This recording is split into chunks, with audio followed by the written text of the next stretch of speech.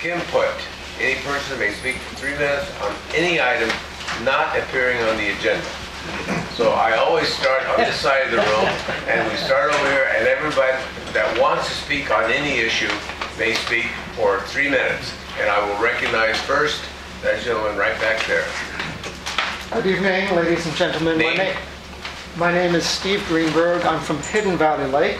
And last month, I talked to some of you about the Hartman Events Center.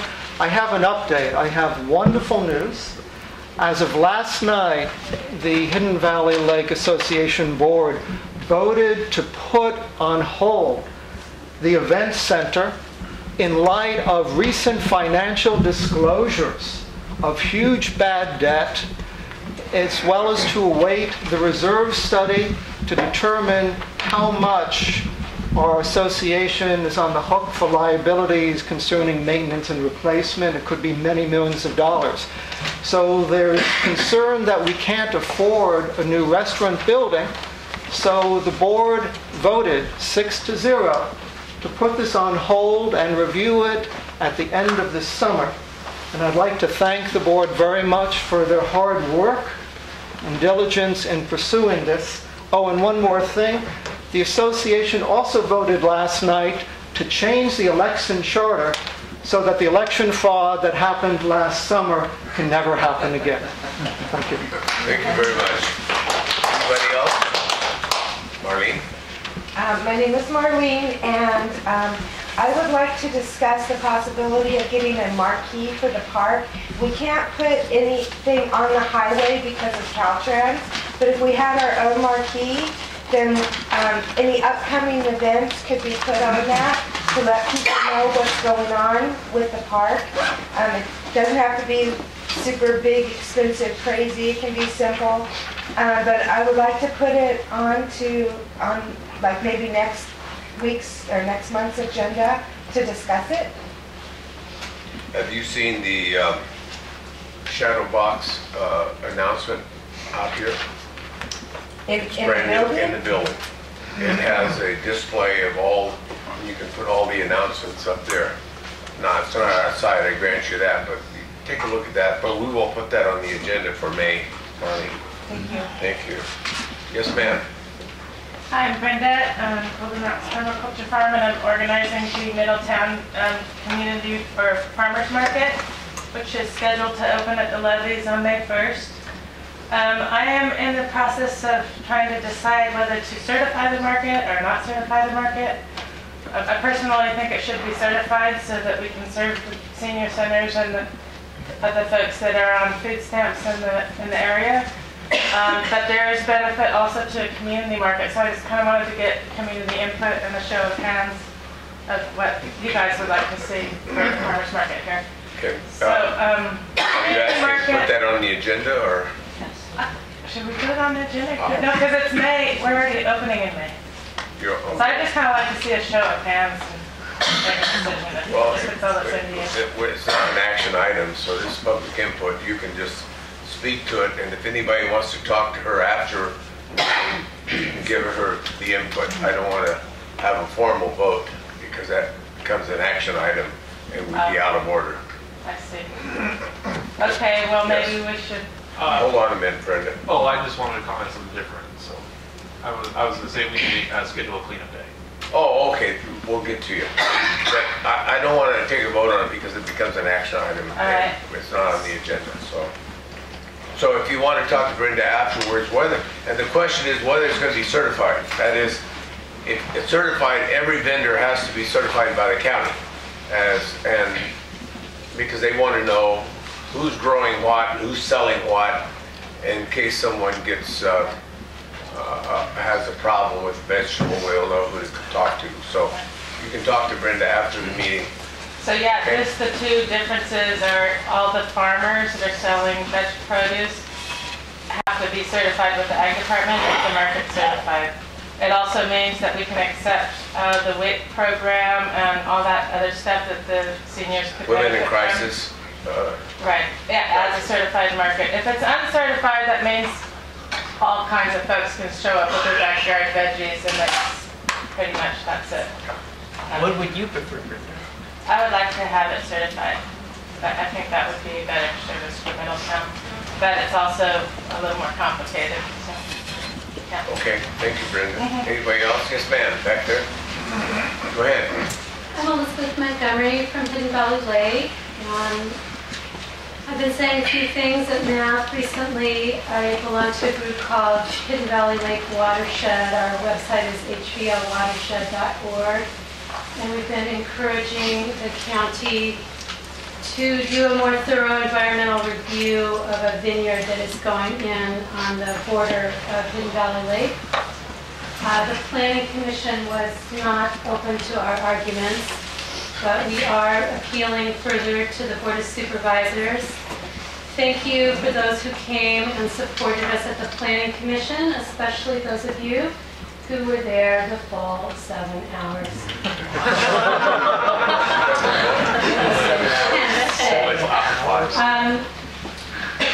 Tomorrow there's going to be a meeting in Jenner of a multi-county coalition that's forming to look at vineyard and winery overdevelopment in Northern California. We're floating the name NorCal Wine Watch, and a fellow in Sonoma County named Shepherd Bliss is hosting a panel at the Jenner Community Center tomorrow night at 6:30. And Lake County will, I'm happy to say, be represented.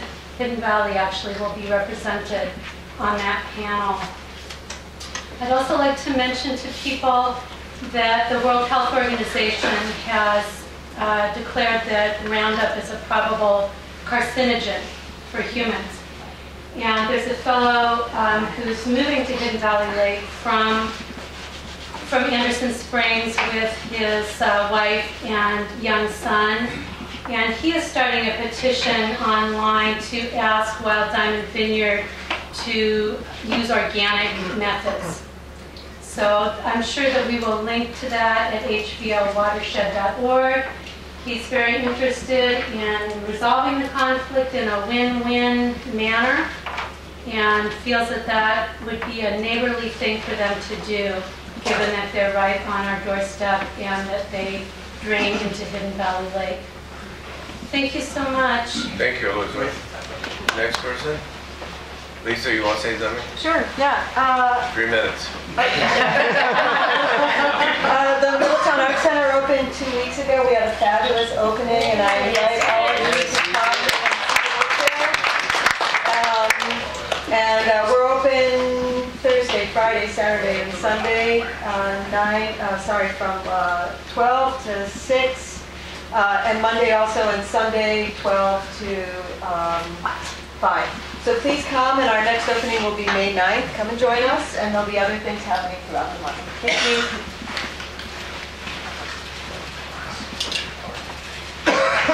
Okay, anybody else on that side? Anybody on this side, public comment? Like I said, really quick. Okay, really quick, Joe. Really quick, I wanted to get a cleanup day on the schedule. Cleanup day on the schedule. Let's put it on May. Good to do it, yeah, before the chili thing. Before the chili cook-off. Do the curbs. Let's say the first weekend in May. May 2nd? Yeah, first weekend in May. I'll furnish the trailer to collect all the trash and all that. It is. If you want to work on cleanup day, it's the first weekend in May, and what we basically do is start one end of town and go to the other end, and we clean up everything. Weeds, we weed everything. I'll have a trailer with the truck, and we'll put all the stuff in it. We do it every year. Marlene, did you volunteer? I volunteered last year. I was the only one that did. Okay, very good. First weekend in May. Yes. Hi, my name is Kimberly Haney. I'm on the California Water District Water Board.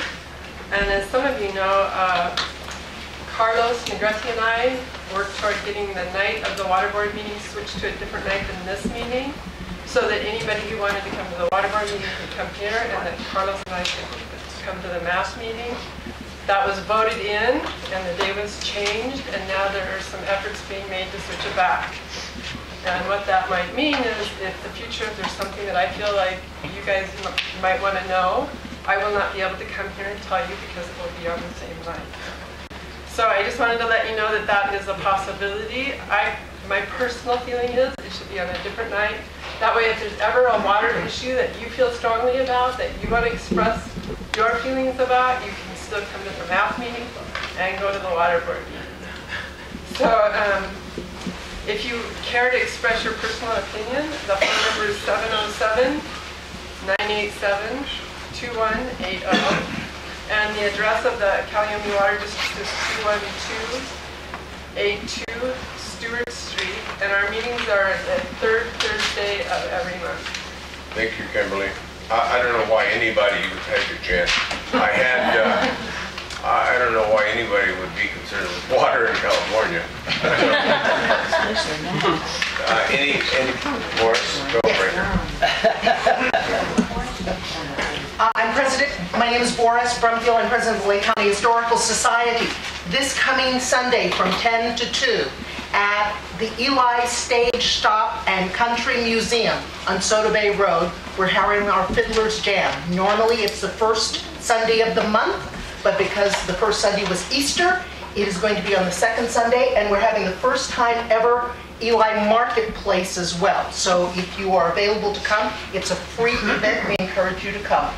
The Gibson Museum and Cultural Center is having its first anniversary event on May 3rd.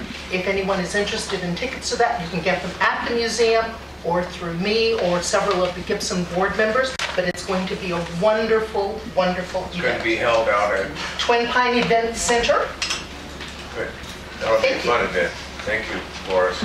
All right, I'm going to close public comment for this period and go to item 4, request letter from MATH. From MATH, the Board of Supervisors. I've already talked to Supervisor Comstock, and that's been taken care of, so I'll withdraw that. And what happened? Up into the Eli stage. Went over pretty quickly there. Well, I did, but we don't have time to talk about it tonight, so we'll bring it forward. It's on the multi-use trail that we've talked about from Central Park to Rancheria. And we're asking the Board of Supervisors to endorse it by resolution supporting that. Rick Welton during a letter I talked to him. Yeah, he's going to support it. Rancheria is going to support it. So I'll bring that forward. Number 5, vote on Dollar General major use permit. That's going to be a fun item, and I don't think we have time for that. I make a motion to move it to the next meeting so that we Make a can motion. Hang on. Hey, folks, we're trying to get the developers here so you can talk to them too. That's why we're trying to move it to the next meeting. All right? I want to make sure that everyone that's interested in Dollar General, we've already had a vote at MAP rejecting the concept of the Dollar General at that location. So that's been done. And that was done at the pre-application meeting, and we put our thoughts forward on that. Mr. Comstock was not there. I don't believe you were at the pre-application. I didn't go to the pre-application. But we indicated to them that the majority of people at the math meeting was opposed to the Dollar General. Nevertheless, they have made an application for a major use permit to allow the Dollar General to go on Highway 29. That is going to be, everyone, you can shake your head and all that, but it's now is not the time to talk about it because we don't have any information on the Dollar General, where they're going to put it, how much of the land they're going to use, whether they're going to put in turn lanes and all of that. And there's just not enough information for us, in my opinion, to make a real strong argument to the planning department that we're opposed to it. I know some of you are very adamant about it, and that's fine. But I'm going to table it until, I want your vote to table it until May, so we can set aside the whole meeting to discuss it, and we will invite the developers to come and talk to us about it. And we need to get their opinion, because it's not fair just to have one side argument. We want both sides to be arguing. Do you have any questions regarding that? So why was it on the agenda today then? I beg your pardon? Why was it on the agenda then today? It was a mistake. Okay. How many people came here for that?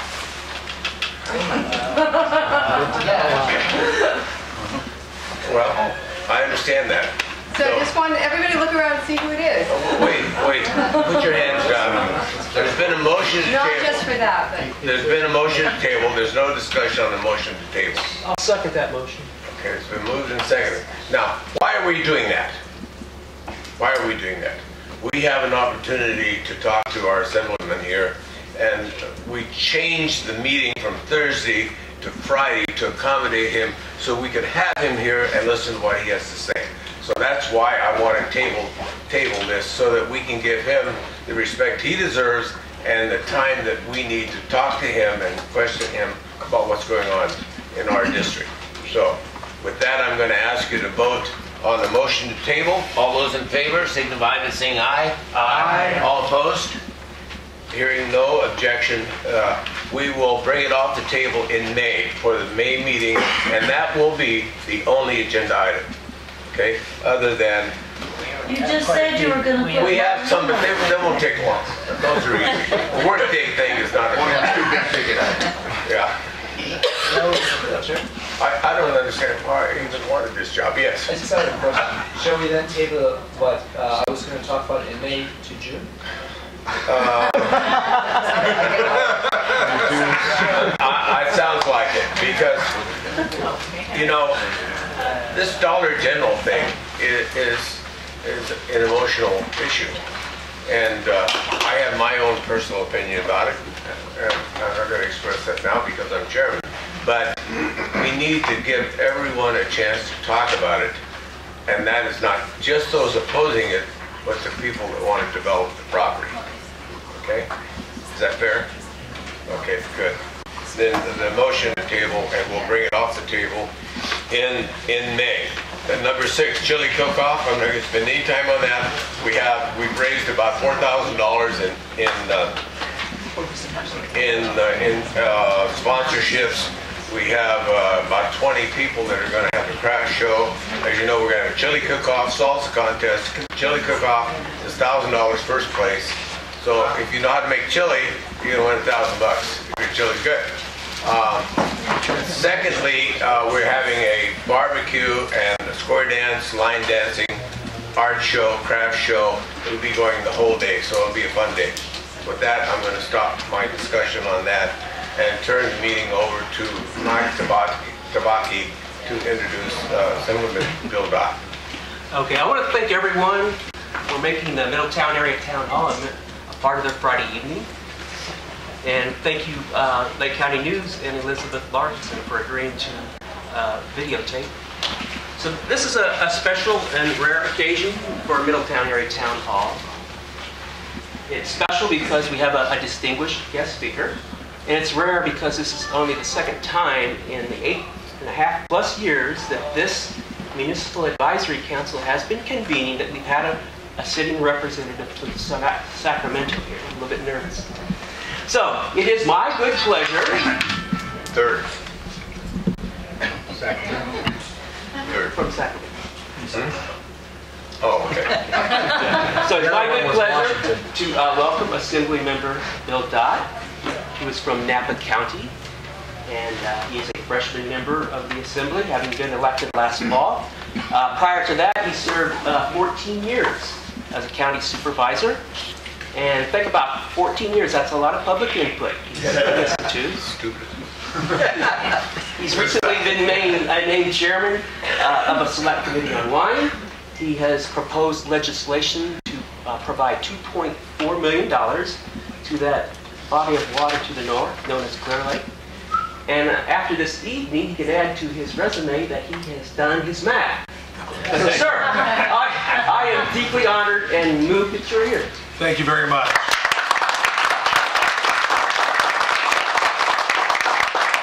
Thank you. I appreciate the opportunity to be here. I'm a little nervous too now because I was, this venom from the dollar store may be coming out at me. Just kidding. But I'm really thrilled to be here. This is something that that I made a real big commitment to a number of supervisors that took a chance on me in this election and said, look, we've had people that we've elected up here, and they show up all the time for campaigns, but they never show up when the rubber hits the road. We've got problems, and we've got issues in Lake County. And that's one of the things that, I decided, look, you don't take these things lightly when you run for these offices. And, I really, I frankly was very, very moved about, the needs on so many different levels at Lake County. And I made that commitment, and I make that commitment to you again. This is, regardless of where I am and what I do, already just learning more and more about this great community and that lake and things that are going on and the burgeoning agricultural community that you have here and the great environment, I will be here to help. But it is kind of interesting because I have not only Lake County, I have Napa County, Salado County, Sonoma County, Yolo County, and Colusa County, all in my district. All are parts of those, in my district. So it is very diverse. But the one thing that it does in different levels that span across the spectrum of all 6 counties is that they're all rural counties. Some are more rural than others, but by and large, that's the main flavor. A lot of them agricultural to the T, but others that are more balanced and with other things as well. But it is funny because you said freshman, and it really, I'm 58 years old. The last time I was really a freshman at anything, Richard Nixon was the president of the United States. So it's been a long time. But it's also one of those things that you're never too old to learn. You're never too old to to give feedback. And I think that's the one thing that my 14 years as a county supervisor and 25 years in business has really helped me develop, and I think the tools that will help me represent you in Sacramento is that I understand from a business perspective what it's like for government to be regulating specific business, and sometimes how important that balance really is at the end of the day.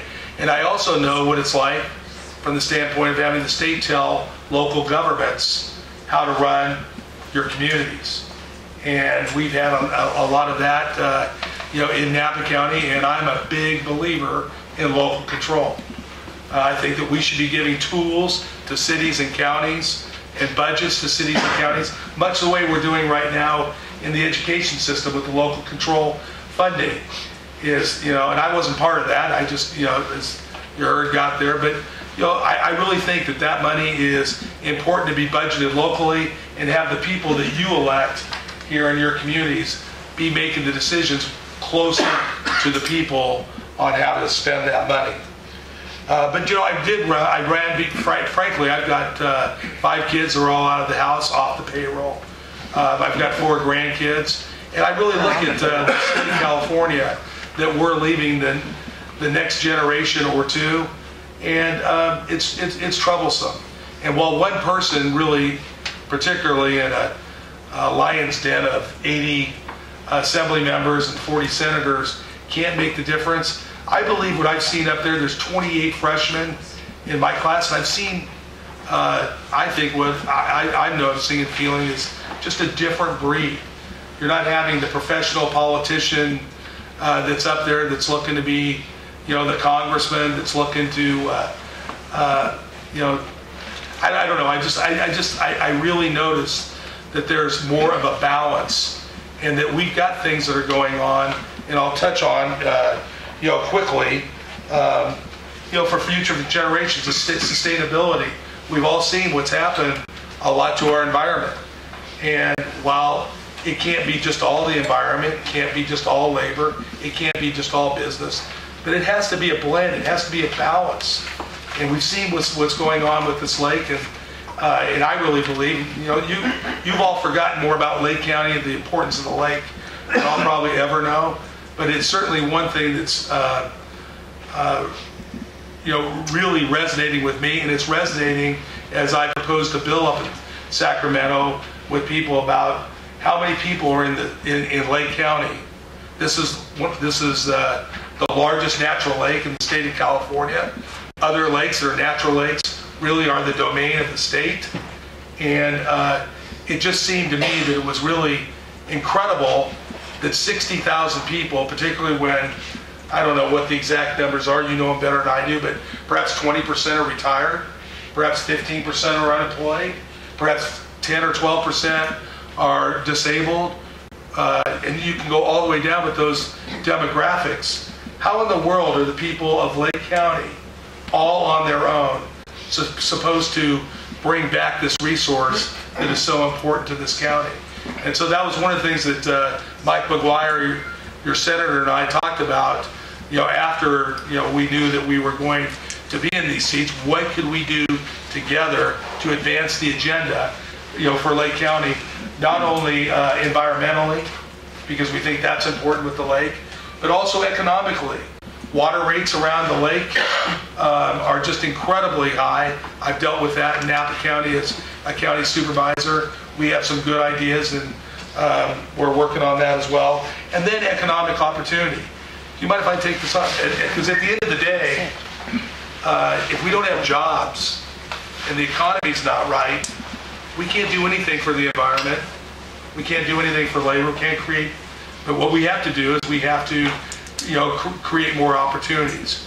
And those specifics are not going to come from, are not going to come from the top down, I don't believe.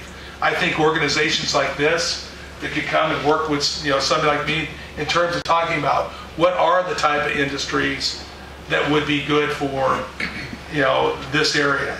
And all the areas aren't the same, obviously, are they? Middletown's not the same as Lower Lake.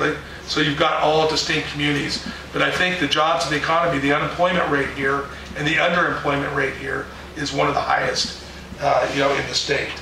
I am fortunate to be able to serve on. I got appointed to the Agricultural Committee, Water Parks and Wildlife, Rules, Transportation, and you heard the Select Committee on Wine. I think if you're a Napa guy, you just get that by default. But one of my Napa guys is a friend of mine that I've known over the years, Andy Beckstoffer. I'm telling you, that's all he talks about is the future of Lake County and the quality of the fruit that they're getting here in Lake County. It's just absolutely unbelievable. So I think that's bodes very, very well. So one of the things that I'd like to do is, you heard about the bill that I proposed, trying to get $2.4 million for the lake, for a number of different things, for the quagga mussels, for all the things that that proposition that didn't pass twice, I guess, did not achieve. I looked at the amount of money that was going to come from the county of Lake from that initiative, and I took that number. I said, you know what? If that was a number that at least a number of people, over 60% of the community, thought was a decent number, let's start there. And so the menu we're going to be looking at doing is that $2.4 million, a program of work and budget that will take care of that. And I really think this is just a start. I think it's something we can build on. Down the line, there may be some opportunities that if it did ever come back up again on a sales tax basis, that there could be a permanent type of thing where it's a matching fund. But let's not worry about the future. Let's worry, about now. And I think that's really important. And I am going to bring the budget committee chairperson for the natural resources, budget sub 3, to Lake County. I think it's in 2 weeks. And Jim, I'll be letting you know more about that. But I think it's really important, instead of presenting it at a committee hearing, which I have and I'll continue to do, but I think it's really important to bring people here to see on the ground just how beautiful this place is, what the challenges are, and to hear firsthand from locals how important it is to them, how important it is to the different stakeholder groups within the community, and also for the elected officials both on the city and the county side. So I'm really excited about doing that, and I think that these environmental protections and this economic vitality can go hand in hand. Some of you, I don't know if you know, I know a lot of you know Victoria Brandon, excuse me. I'll tell you, I've gotten to know her quite well. I've never seen somebody that really that is such a big stakeholder on the environmental side that I really believe understands the economic vitality of what's also needed in communities to make them work. And so I'm really excited to work, with the people here in Lake County. So that's AB 367, $2.4 million just for Clear Lake. And then the another thing I've got right now is AB 401. It would require the development of the first infrastructure assistance program for low-income citizens anywhere in the state of California. And it's being modeled really for what's going on here and what I've seen in Lake County, particularly up in Lucerne and some of those areas where people that are making $1,000 a month or $800 a month are paying $200 a month in water. And so there's got to be a way that we can work a little bit harder at the state to help people that are in those predicaments. The implementation of a water bond. Water, obviously, you talked about that at the top when I first came in here. This is one of the most important things that I think we've got to do as a government, but yet there's really not much. It's not like the government's going to go up and sow clouds. It's not really. I worry a lot about government involvement and getting involved in these routes because I really believe that the locals, on the ground level, are doing the job.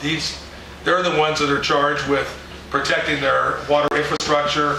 They're the ones that are in charge of, measuring the amounts of water that are available to be using in the community, not the state. And a lot of time, I think it becomes an opportunity for the state leaders to grandstand to show that they're doing something. And in some cases, that may be what's going on. But in other cases, we're throwing some of this money into drought relief programs that the legislature just did, $1 billion, primarily for Prop 1. These are just a step, but one of the things before I voted on this, I wanted to make sure that Lake County, and there's a couple other communities that I represent that are in similar issues in Colusa County, were eligible for the program.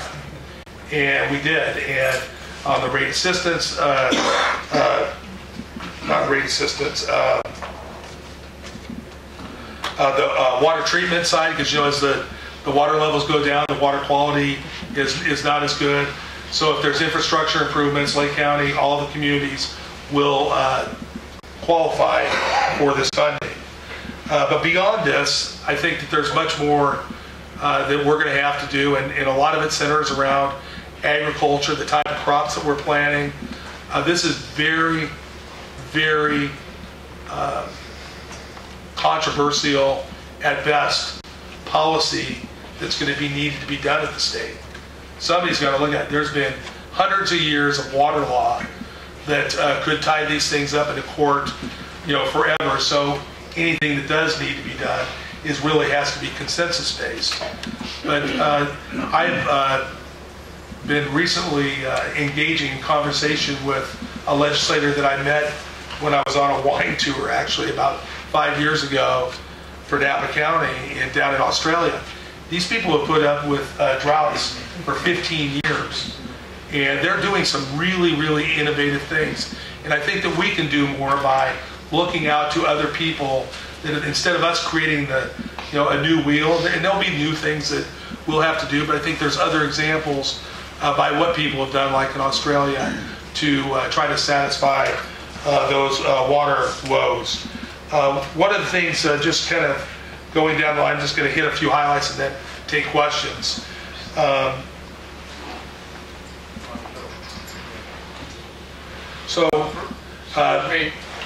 person with a blue Chevy Volt has their lights on outside. Thank you. I'm co-authoring a bill with Senator Mike McGuire to invest in career technical education. Not everybody's going to go to college, and I know that that's a lot of people's ambition and everything else, and I think that we have to have a UC system that is primed to take our people that want to go to UC and a CSU system, and we have disinvested in our universities, and we need to reinvest. But we also need to invest in career technical education for those people, particularly in agriculture and other ancillary work, that welding and piping. I mean, look at all the trades that that are out there, and I think that we've gone away from that. We've gone away from that in our high schools, and we're starting to see that when these kids get out of high school, they don't have the basics and training if they are even involved in that. And that's going to provide about $600 million for kids for career technical education. I think that's very, very important. I've got Logan Pitts as my director in the Lake County area, staff person. He's staffed out of Santa Rosa, but for the first time, I think, in the history, we'll say that tonight, we're going to have an office in Lake County. Mike McGuire and I are both, we looked at this thing, we looked at all the issues that we have in all, I have 6 counties. What is he at? 8 or something. I think maybe 8 or 9. Yeah, Jesus. And there was just nowhere else. We just felt usually the state, the Assembly and the state Senate don't do things like this cooperatively. And frankly, Kelly, no, who's the senior? Matt Perry has just been, and the board has just been dynamic and really reaching out. And we've got a place in Lakeport, and we're going to staff that right now with Logan and one person from the senator's office on a shared basis. And it's our goal. You look at, we got to the point now where we got an office. At some point in time, what I'd like, my goal would be, and no offense, Logan, because you can stay in Santa Rosa, but I'd like to have somebody that lives here, that represents the community, that has some ownership in this community, to be our staff person in this community. But personnel rules and regulations right now, that the legislature can't have one person that represents both the Senate and the Assembly, which is ridiculous, but you got to follow the rules. But that's something that I really feel is important, because I think you deserve it, and I think that it's something that hopefully we can help learn more about your community, learn more about the needs, and do more for them, in the long run. So with that, I think I'll conclude, take some questions. Yes, sir. Great. I'm going to get the first question. Public assistance for water is something that many communities need because of their water systems aren't adequate. They have to pay a lot of money for it, and I understand that. But like they say in the old days, you argue about land, you kill for water. And I suppose my biggest problem is I go to Los Angeles and I see the basin building toward Palm Springs. And they got thousands and thousands of houses and all of that. And then I think to myself, every time someone in Los Angeles pees, they flush a half a gallon of potable water down the sewer system. Or a gallon. Okay, so how many people do we have down there? 15 million? 20 million? So you take that, they pee twice a day. They have 40 million gallons of water, potable water, drinkable water, flushing a toilet. So I think that while we need assistance for those people, we need to look at the long term. How do we stop the water from Northern California going to Southern California for those toilets? That's how we feel. We're a rancher. We ranch here. And water is a big issue. We're fortunate we have a big aquifer and we're not short of water. But our neighbors are all hauling water to survive. And the people in Los Angeles, they don't have any aquifers. They got water systems, and they're just wasting, in my opinion, potable water instead of using gray water. We should, can't we make developers say, if you're going to develop, you got to save all your gray water, and your gray water has to be used for flushing toilets or something like. Isn't that a possibility? I think that's got to be the wave of the future. Certainly. Well, first of all, let me just stay right up front. I wouldn't give Southern California our water to drink. But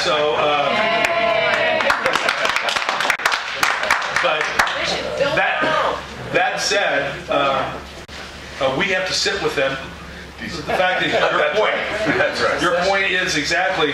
They have the people, they have the votes. They have. I mean, there's more legislators from LA and Orange County than in this room. It's a breeze. But nevertheless, we have to be able to help them find solutions for themselves that doesn't include our water and taking water through that delta, which is so fragile already. There's just no way. I don't believe we'll support it. So one of the ways of doing that, it may be, down the line that we're helping them install desalination systems in San Diego and LA, so we can help them with a solution that doesn't include our water. It may cost us. It may cost everybody some amount of money. I have no idea what that would look like. But right away, this idea that we're not reusing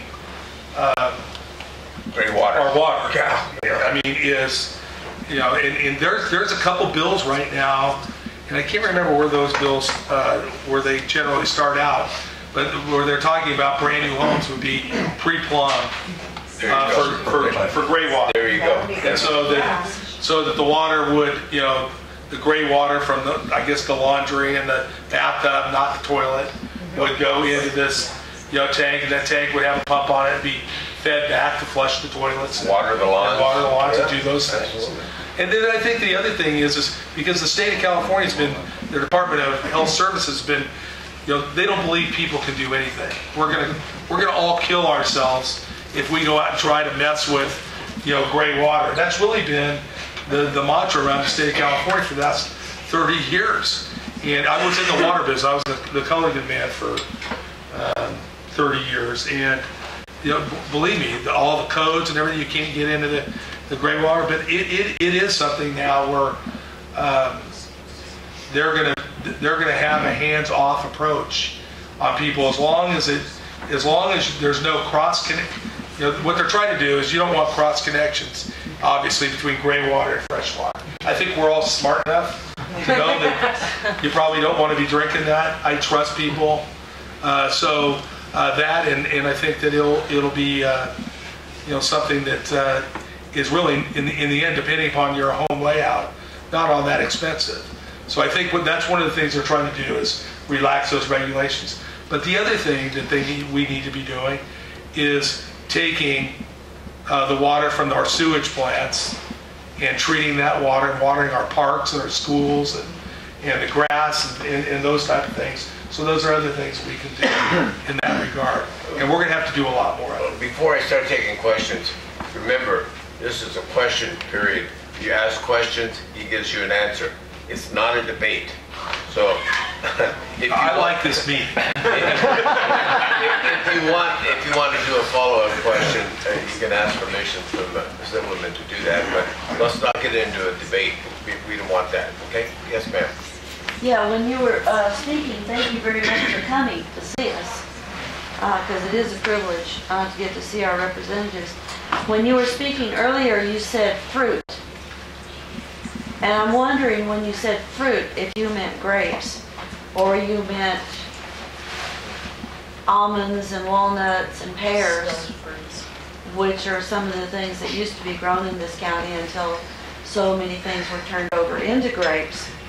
And is there I don't know exactly the words I want to use, a special focus on developing grapes in Lake County, because we're getting good fruit out of Lake County? I'm not sure what you meant when you said fruit. I was raised on a ranch in Napa. We grew grapes and we grew walnuts, so I have a habit of calling grapes fruit. So the grapes that are coming from Lake County are from what, I'm not an expert, but from an experts I know, is on the order of extraordinary. And so it's getting better and better. So that's what Andy Bexhoffers, I quoted him earlier, has told me. He's got, the Red Hills stuff up here on the road. So they're promoting grapes, is that what up here, and you say they're promoting grapes instead of food crops? I don't know, I don't know who's promoting anything. I was just making a comment and congratulating the grape growers. I also went to, I spent five days here during the campaign and was in the Ag Ventures class. And so I went out and picked pears and walnuts and, learned more about the diversity of the fruit and diversity of the agriculture. It's, not just a monoculture, but I understand, I've seen the crop reports and I've seen how the other crops have gone down. Mm-hmm. But, and it's the same thing that we've seen in Napa. We had 10 acres of walnuts and 1 acre of grapes. Well, today it's 11 acres of grapes. So, but that's the economy, economics 101. Mr. Greenberg. I'd like to follow up this question with one that pertains to my community, Hidden Valley Lake. Recently, there's been development of a new vineyard called Wild Diamond, and a number of you have heard over the last 3 meetings about some concerns the community has because this new vineyard directly overlies a community of 6,000 residents with a lake. And do you have a question? Yes. Okay. So the question, I just want to give some background to Bill. So the question is, there's concerns about pesticide and other environmental issues associated with a vineyard right next to a 6,000 resident community. Do you have any insights or views, given your background, on what should be done to address these sorts of issues? Yeah, I think, working with the Ag Commissioner in Lake County, we've done that in Napa County, and that's been a real backbone. And the Farm Bureau and having a program, Friendly Neighbor program, and there's lots of examples of those, and there's just no reason in my mind why agriculture and the community can't coexist. In fact, I think it's important that you all do coexist on a number of different levels. But I'm never going to be one from now in the state position I'm in to, press laws to. The best place to deal with this is at your board of supervisors.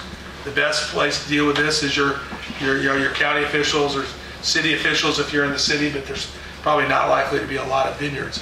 But because the local community is the best to deal with this, not somebody from Sacramento. Amen. Telling you what to do. Yeah, anybody else over here? Okay, yes, Kimberly. I just have a question about if there's any plans to attenuate the recommendations. There's a recommendation to reduce water consumption by 25%. That's an especially big challenge for our district here, and I think a lot of districts in Lake County, for the reason that a lot of people here don't water their lawns to begin with. They don't have pools. They're low income, so they're already being very careful about their water expenditure. And for us as a district to reduce our water consumption by 25%, it's not that we don't want to cooperate. It's not that we don't see the importance of it, but we're already at this. You can't just stop watering your lawn because you're already not watering your lawn, or you can't quit using your pool because you don't have a pool. You can't lower the bill because you're already conserving because you can't afford a high water bill. And so this is going to be a huge challenge for us. And my question is there any thought given to that, or any way, because we don't even know how we're going to do that, how we can get people to reduce 25% when they're using so little to begin with? That's an amazing point that frankly I had not considered in any great detail. And I think that does make sense on so many levels, just because this may be the big drought for the entire state of California, but it's been a drought awareness for many, many communities. And so I think that there may be, and that could be a bill idea for next year, or a policy idea if... Can I say something? Sure. Mr. Chair? There actually is sort of consideration in that right now with these new restrictions. If you're a water district that already has had savings, they take that into account. So it's not just starting from I nothing. understand it's starting from 2015, but what I'm trying to articulate here is this community's been poor for many years. If you drive around here, you will see hardly any green lawns at all, and the few that are green are typically on wells. So we haven't been using water for long before the drought started because we can't afford it. Most people can't afford it. I think what we need to do is work with water associations and water departments and really develop some key metrics, on what they work. They can go back and demonstrate how much water they were using 10 years ago or 5 years ago, or in lower income communities where people have just been, we have this at Lake Berryessa Resort Improvement District, and oh my word, the Napa Berryessa Resort Improvement District. I mean, these people are not watering anything. I mean, it is just because the fact of the matter is if they use 50 more gallons of water, in a week or something like that, their water bill will go up, 100%. So I totally agree with you. And so. Well, thank you. If you could. Yeah, no, we the concern, I think, from her standpoint and our standpoint is that the government has a tendency to broad brush everything. Oh, yeah. That we're going to have 25% reduction, and if you don't do 25% reduction, you're going to be billed this. And which may work very well in Hollywood, but doesn't work so well in Lucerne. And if we don't comply with the reduction, our district can be fined, I understand, $10,000. Once you implement the reduction, our district, which is very small and has a small income, if we don't comply with it, then we get fined. And so we have this population that's financially challenged. We're trying, and we can't squeeze much more out of them, and then our district doesn't take in that much. So I understand you're working on it. I just wanted to. I appreciate it. I'm telling you, this is why I come to these meetings, because you look at it. It's not just me spewing out what I know. It's like I want to hear what you know and what you're thinking, and that's a great idea. Thank you. Okay, let's go. Yes, sir. Yeah. Your name? Kevin Harvey. I live in Hidden Valley. Our water district there bills bi-monthly, and you get an allotment of water. That's 3,000 cubic feet for 2 months. My latest bill showed my usage at about 10% of my allotment. So I'm paying for. So I think part of the key to this is charging a market rate for water. If we're charging market rate for water, I'd probably have a lower bill, and some of my neighbors might have a higher bill. But we're treating it as though it has no value and it has a great value. So I think moving toward that, and there's also, this could really have an impact on agricultural people too, and I think we need to take that into account as well, because they need to provide us both jobs and food products. Do you have a question for Mr. Love? Actually, no, I only had comments, but thank you. No editorializing, please. Yes, ma'am. I'd like to know where Logan's office is over in Lakeport. Well, we don't have it yet. It's May 1st. Yeah, it should be May 1st. We don't have an exact date, but it's in the former air quality offices, which are near the UC Cooperative Extension. It's in the same building. So, yeah. Yes, right sir. now I have an office in downtown Santa Rosa, so you can visit me anytime there. We don't want to go to Santa Rosa. Dr. Zabelli. Yeah. Mr. Bill, how would you like to understand the problem in Lake County from scientific standpoint of view? Do you have a question? That's mine. That's a question. No, okay. Yes. I have a feeling. Please. Math Jeopardy. All right, thank you. Thank you. I appreciate it. Yes, ma'am. I have a question, but I want to preface it first because in order to understand the question. And that is that, we're hearing all of the really headlines over and over again about the drought, which is very, very concerning. And then I understand that 20% of the water use is residential and 80% is agriculture. And of course we need agriculture. We produce we're one of the greatest producers in the world. But will we be really will we be requiring of agriculture to reduce their usage of water in different ways because of like waste and things like that. I understand we have open canals and we have watering during the day, and people have they can use the water they want, and farmers can sell their water to other people. And will there be any? So that's one question, and this, if you want to answer that, and then I have a second one about it. All right. Look, at the agriculture has been being cut back over the last, I don't know how many years, 5 years at least. And so, and what it is they were using, frankly, a whole lot more water. 90% of the water in California. And so what's happened is the water rights and everything, the state has been, cutting back and cutting back and cutting back. And I think the governor was actually took it a little personally that people were criticizing him on that count, because he really felt like he hadn't got to residents or consumers of water, homes and businesses, that he had just been tapping agriculture for so long, and it was time to get everybody aware and serious about what a big drought we're in. Now, what's going to come down the line? I mean, the idea that we're still flooding property, I don't know if you're doing it up here, Jim, or not. There's very little flood irrigation. I mean, the idea that we're still doing flood irrigation today with the technologies that we have with drip irrigation and all those things, and they're doing that a lot in a lot of different areas in the Central Valley and everything. I think that those are the bold steps that the legislature is going to really need to look at and on how we go forward. It's probably, land uses and what people do on their own property.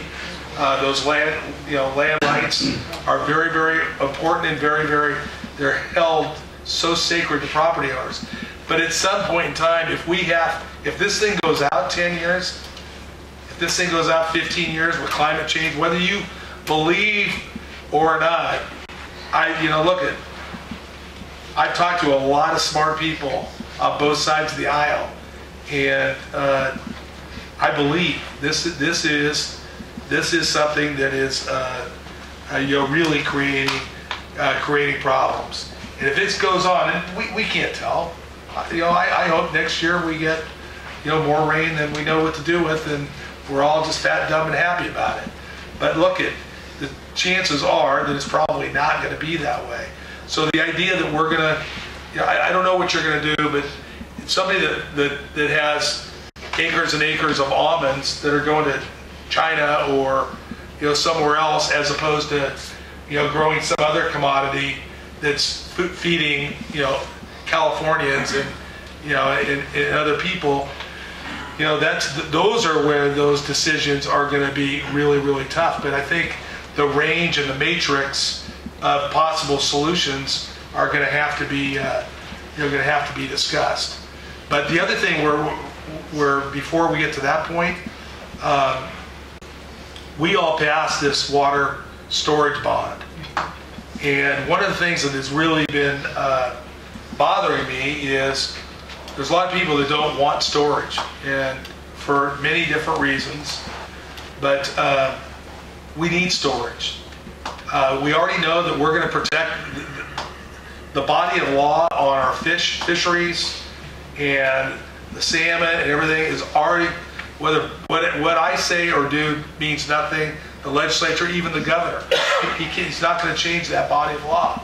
So water is going to be flowing out of Shasta to protect the salmon.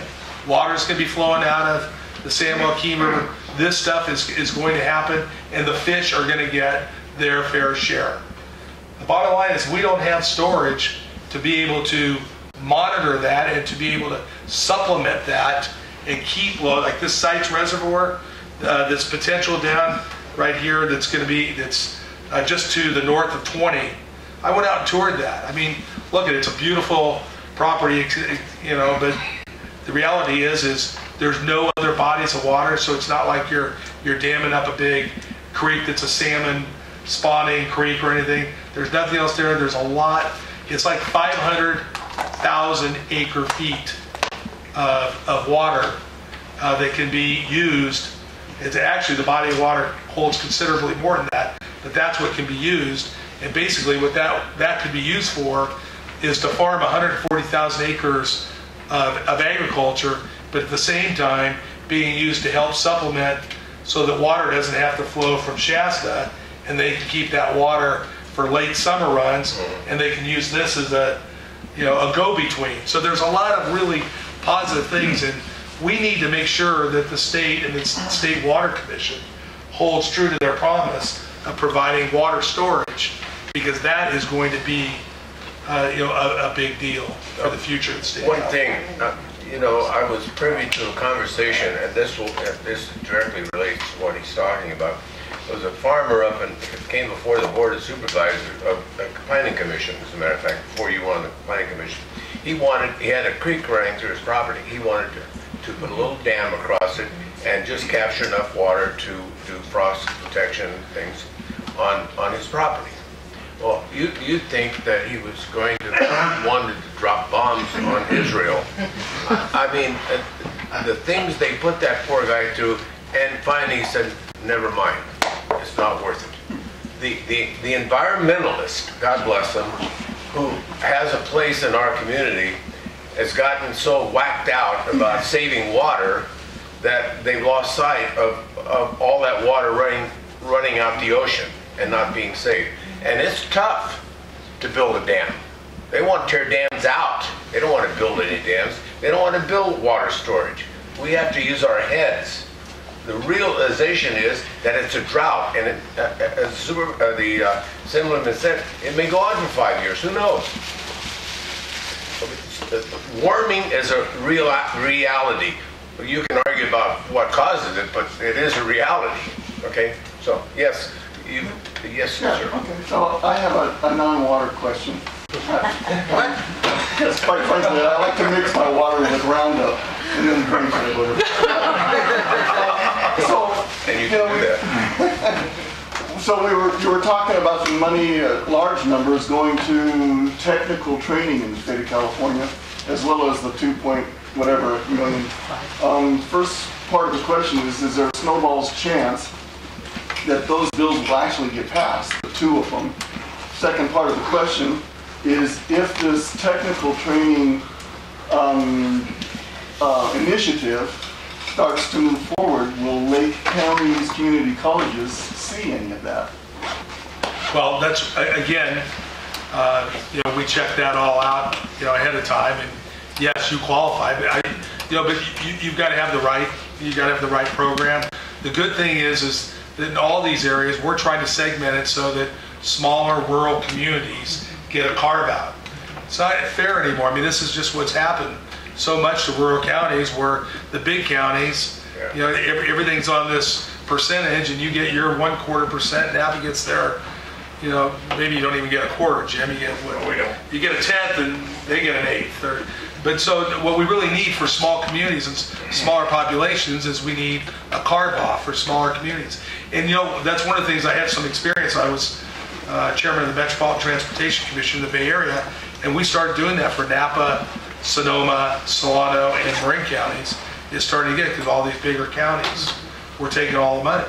So I think there is, and I'm really glad you brought that up, because McGuire and I have been getting a lot of great press here for all the good things that we've done for Lake County so far. And while we're trying, you're absolutely right. And, I want the expectation to be there that we're going to work our butts off every single day to get this across the finish line. And I commit to you, I will. But you're right. They have not passed yet. So this money cannot be spent. And I think you bring some good levity to the room on that. Yeah, my other concern is if you have $2 million for the lake project, maybe this is kind of a water question. But see, I knew we'd get you. Yeah, but if you have $2 million for it, and that gets split up within 10 agencies, well, that's basically nothing. That's right. So there needs to be some state direction, maybe, or at least some local good thinking as to how to spend it. Not state direction, please. Yeah. Basically, what my bill will do is my bill will take the direction from the locals. and what you had for your bond measure. It's that amount of money. I just figured that the first year, if 2.4 million, if that initiative had passed, if 2.4 million of your money was good enough, it'd be good enough to get 2.4 million of the state's money. And we'll try to build on that. But what I'm really trying to build is a sense of responsibility for this lake. That's not just the people in Lake. No. Yes, sir. You had a question? This is just a comment. You mentioned training. Amazingly enough, Mendocino College is already doing what they call sustainable technologies classes at the college that are basically hands-on trade classes. There's no certification at the end of it except for the solar, but at least these people are getting an introduction to the trades. It's important. It's wonderful. He may remember this, and at Napa Senior High, at the high school, used to have a whole row of shops. Yeah. The shops. Shop out Lake Avenue. Yeah, all along there, and they had welding shop, auto shop, like wood shop, all gone. All gone. Mendel College is picking this up. That's great. It's wonderful. Thanks for that tip. Anybody else in the back? You haven't had a question? Yeah, well, there's three, but they're very brief. The $3.4 million proposal or bill, is that 367? Is that the right number? Yes. Correct. And can I find it online? Yes, I got it offline. And the third question is third and last question, your phone number for your office in San Jose. We'll get that to you as soon as the meeting's over.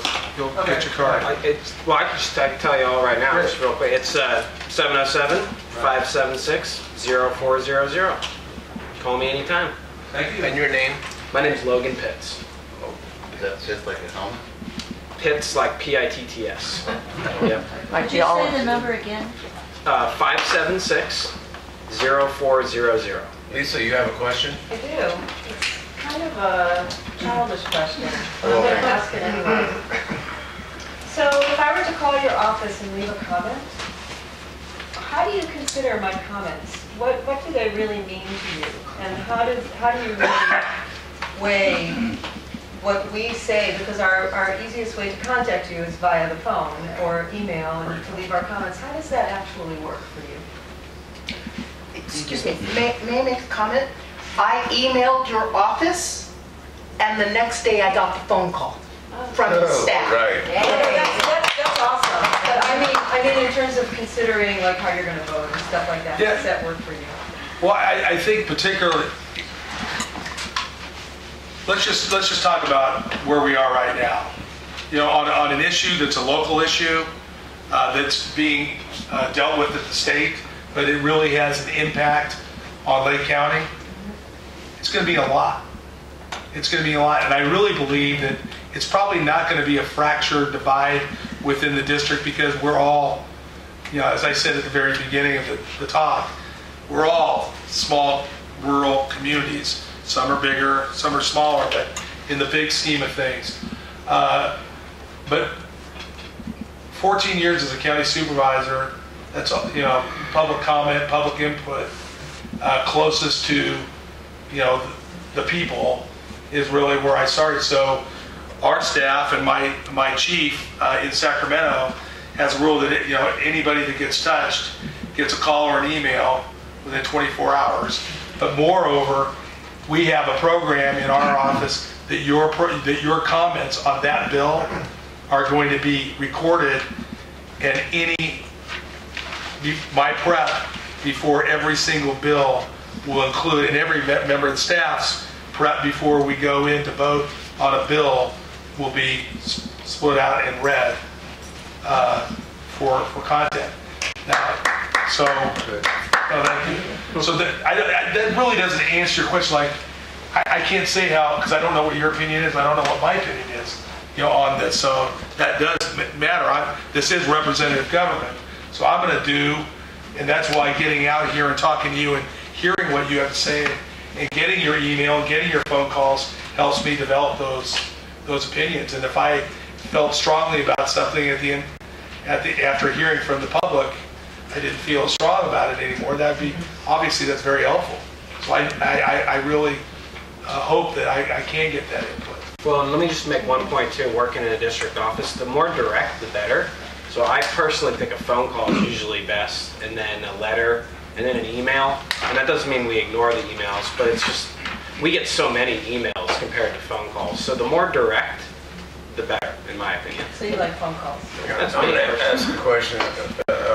The elephant in the room is, when are we going to get this marijuana thing settled in the state? I'll tell you, I know it's tough. But we in this county have been going through, and you guys probably know how many ballot issues we've had on it. We need to get some clarification between the state and the federal government to get the issue so that we know where we're at and what our citizens can do and what they can't do. It's been a mess. It really has. Yeah. I can tell you it's going to be a mess for as long as possible because there's too much difference of opinion. Well, And money.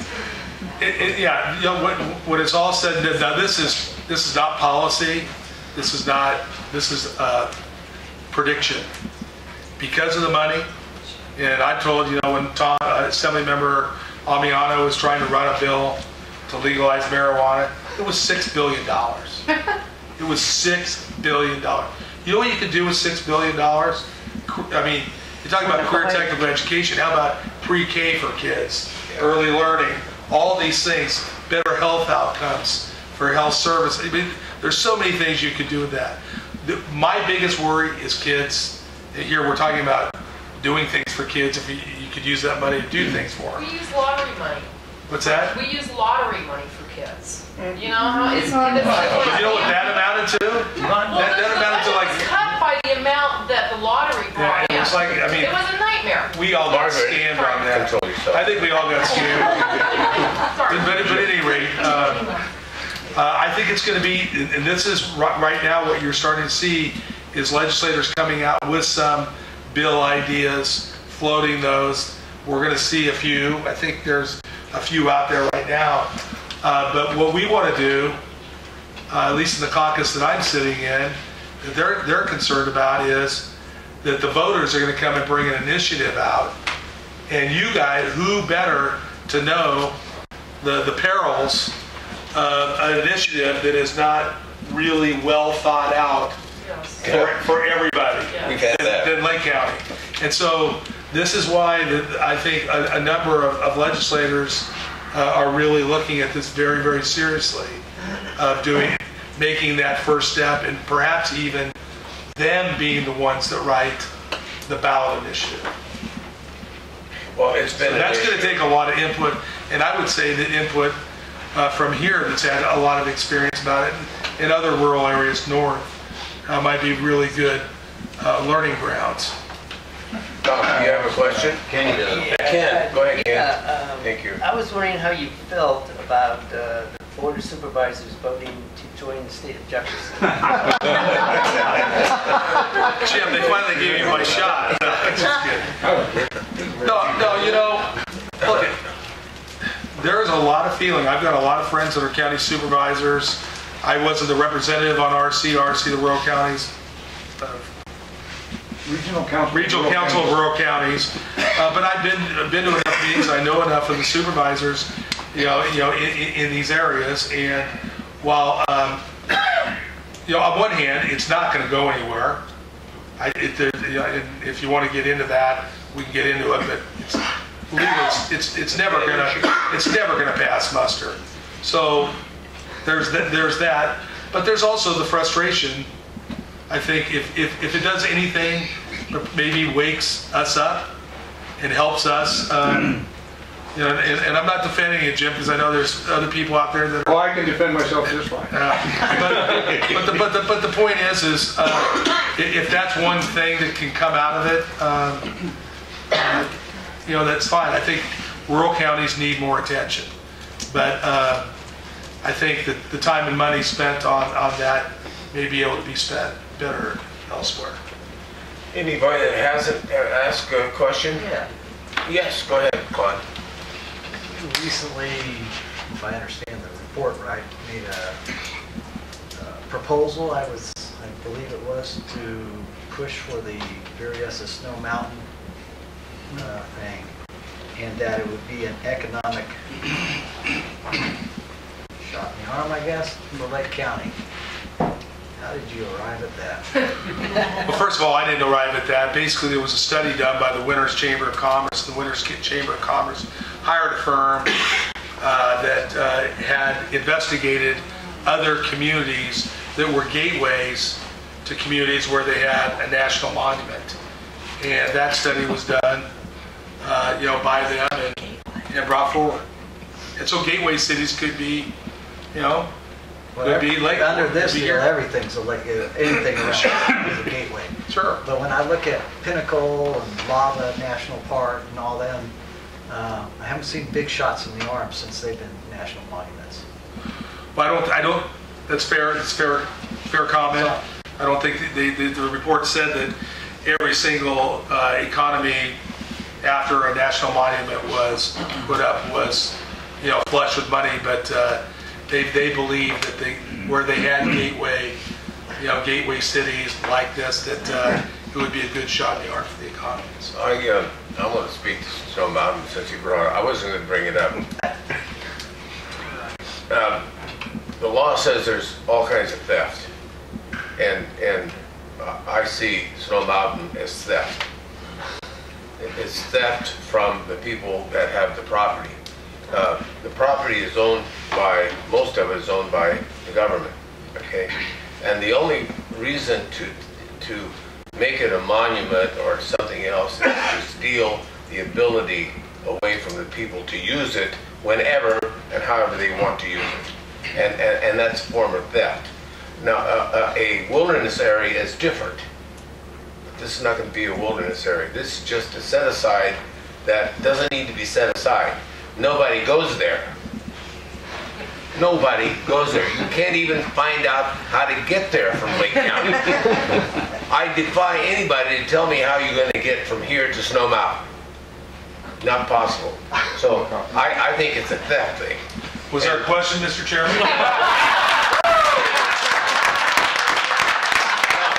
Yes, it is. You consider that. There is a question in there somewhere. Look, Congressman Thompson has been working on trying to get this a national monument, not a national wilderness, just like you thought would be a better deal than doing the national monument. Yes. And frankly, I think he would agree with you on that score that that would be the better way to go. What's going on in Washington, D.C., these guys can't get anything done. I don't care what side of the aisle you're on. They just can't get anything done. And basically, it's his belief, it's Garamendi's belief, it's other people's belief back there, perhaps the Department of Interior, that protection of these natural resources, we can go on whether you agree with it or not, are valuable. I believe they were. But I also listened. I also went out in the community and heard property owners. First of all, this is federal land. You said that. But the federal government can tell you right now, and tomorrow, and before it's a national monument, I'm not going to renew your lease. That's right. I'm not going to renew you can't hunt here, you can't do it. So all these years they've been doing it. The reality is they can do it now, they can do it later. But in my resolution, which is going to go back to DC to President Obama, that was, by the way, this was passed. This is not cocktail talk. This is passed both the Assembly and the Senate, and it's going back there. But we put the land uses in the resolution because we wanted to make sure that the administration knew how important these land uses were, and there are sustainability, issues with forest, preservation. There, for cattle running, for all off-roading, motor sports on the lake, and all those things that we put in there that we felt was really important that the administration know and understanding that we support these existing uses, because not only are they important to people that live and vacation in the areas, it's important for that gateway economy that we were talking about. I respect. Mr. I'm going to make it into a question because I have to. Yeah, you know. I do know how to get to Snow Mountain. The vast majority of Snow Mountain, I've been there, is already a wilderness area. So does anyone in Washington really know it's already a wilderness area? The Blue Ridge, no, but Snow Mountain's already a wilderness area. Would you ask them that? I will. Thank you. I'd be happy to. Okay, a few more questions. Anybody that hasn't been? Nope. Okay, Kimberly. I just had a quick question. Is there any kind of feel for when we might know if this AB 367 is actually going to come to fruition? Well, I'm probably going to have a pretty good feel after bringing the budget chairman here. It's amazing how much power one person has. You never have that. I mean, here we have 80 people, one person that's a budget chairman on one given thing, really, and one person on the board of supervisors can't do anything without two friends. But this is the system, we're under, and that's why I thought it was important to bring him up here firsthand to see it instead of telling him about it. So, I don't know, a couple months. You'll definitely know by June 15th because that's when the budget is due. So So we will know by June. this year, yeah. And I just wanted to thank you for, I'm going to get two Just more one more quick comment on questions.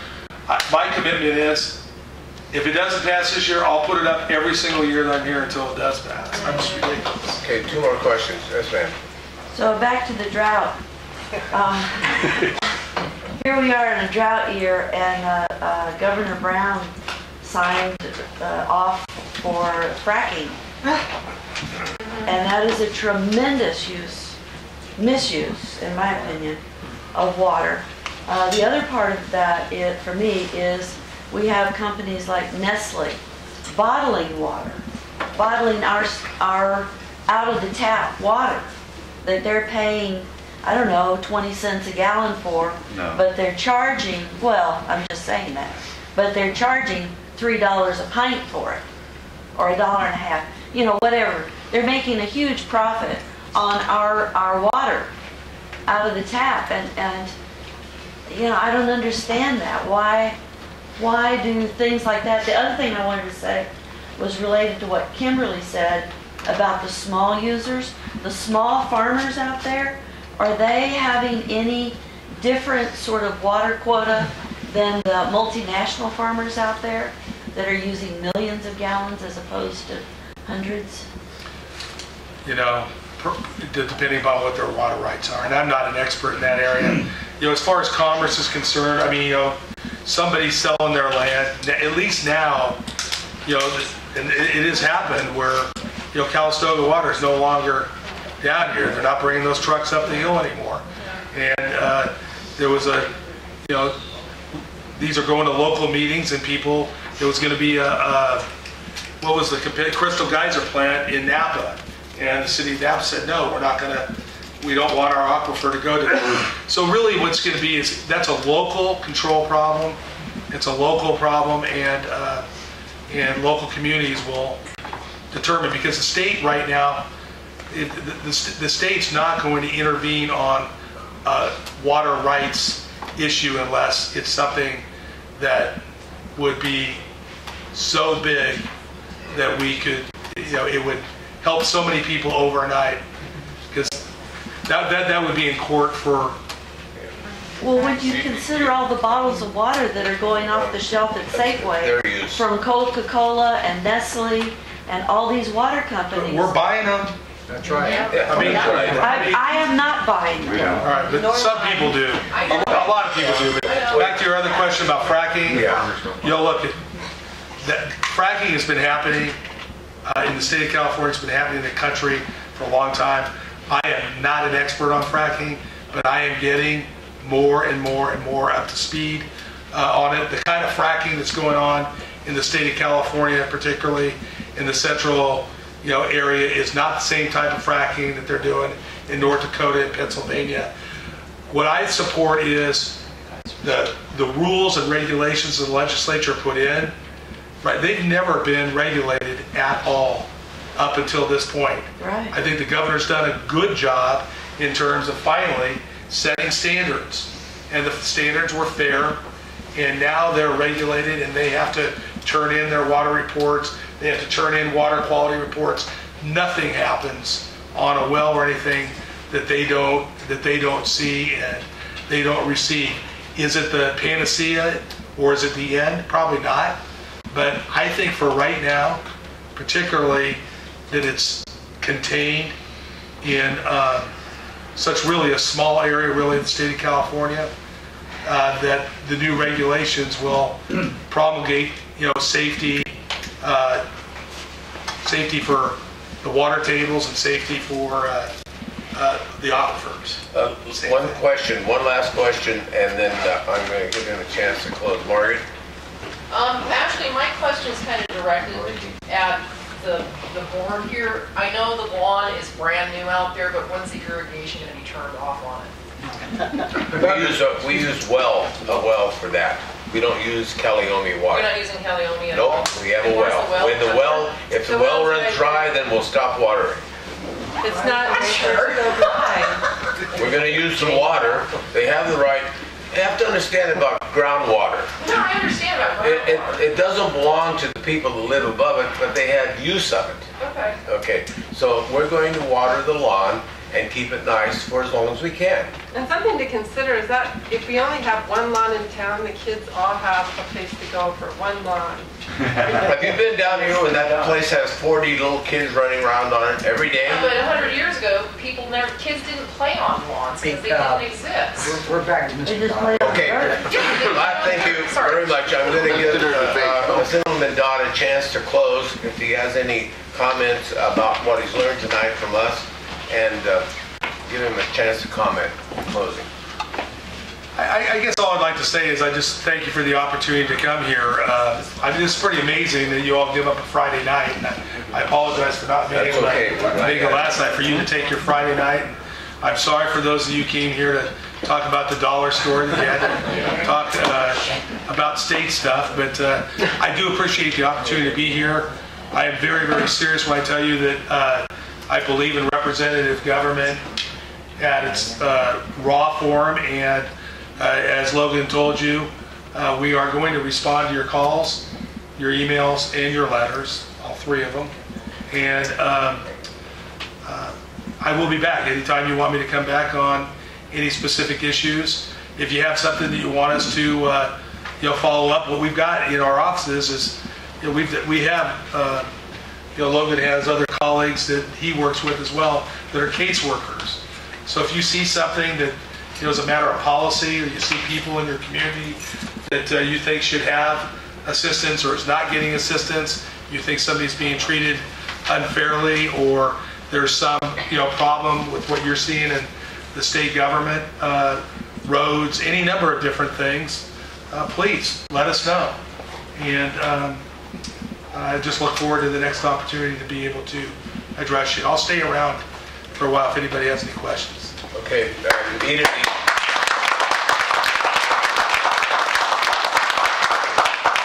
We have agenda items for May 14th, see me after the meeting, and we'll get them jotted down, or talk to Ken, the secretary. And I want to thank you for coming and spending your Friday night. I'm sure you have a family and you have things to do, and we appreciate you spending the time here with us, helping us to understand what's going on in the state. Big job, and I think you're absolutely stupid for doing it, but that's another matter. Thank you very much. Thank you very much. All right, I'll need a motion to adjourn. Motion to adjourn? Yes. Second? Second. All those in favor? No discussion on the motion.